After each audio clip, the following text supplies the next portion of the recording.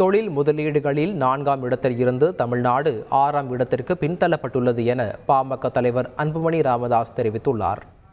இவர்கள் சமீபத்தில் முதலீட்டாளர்கள் மாநாடு எல்லாம் நடத்தினார்கள். அங்கு 10.5 லட்சம் கோடி புரிந்துணர்வு ஒப்பந்தம் எல்லாம் MOU எல்லாம் போடப்பட்டது. ஆனால் அந்த ஒப்பந்தத்திலே முதலீடுன்னு பார்த்தீங்கன்னா வெறும் 17,000 கோடி தான். இப்போ தமிழ்நாட்டினுடைய முதலீடுன்னு பார்த்தீங்கன்னா 5 ஆண்டுகளுக்கு முன்பு 4வது இடத்துல இருந்தது தமிழ்நாடு, இன்னைக்கு 6வது இடத்துல வந்து 2 இடம் குறைவா வந்திருக்கு. அப்புறம் நீங்க வெளியில விளம்பரப்படுத்திட்டு இருக்கீங்க, அவ்வளவு முதலீடு தமிழ்நாடு வந்துடுச்சு, அவ்வளவு வேலை வாய்ப்பு வந்துடுச்சுன்னு. எந்த முதலீடு வரல, எந்த வேலை வாய்ப்பும் வரல, எல்லாம் விளம்பரங்கள் தான். நடிகர் விஜயோட மாநாட்டுக்கு காவல்துறை அனுமதி மறுக்க தாமதப்படுத்துறாங்க, இது எப்படி பாக்குறீங்க?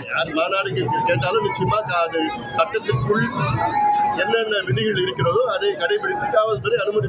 தமிழக பள்ளி கல்வித்துறையில் அரசியல் புகுத்திருப்பதாக தமிழ் மாநில காங்கிரஸ் தலைவர் GK வாசன் விமர்சித்துள்ளார்.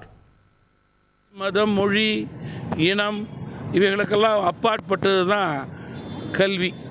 கல்வித்துறையிலே அரசியல் இருக்கக்கூடாது என்பதிலே யாருக்கும் மாற்று கருத்தே இருக்கக்கூடாது. இன்றைக்கு தமிழக அரசிலே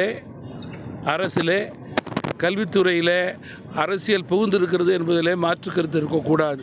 அது கூடாது என்பது தமிழ் மாநில காங்கிரஸ் கட்சியினுடைய வேண்டுகோள். செய்திகளை உடனுக்குடன் தெரிந்து கொள்ள உடனே சப்ஸ்கிரைப் பண்ணுங்க.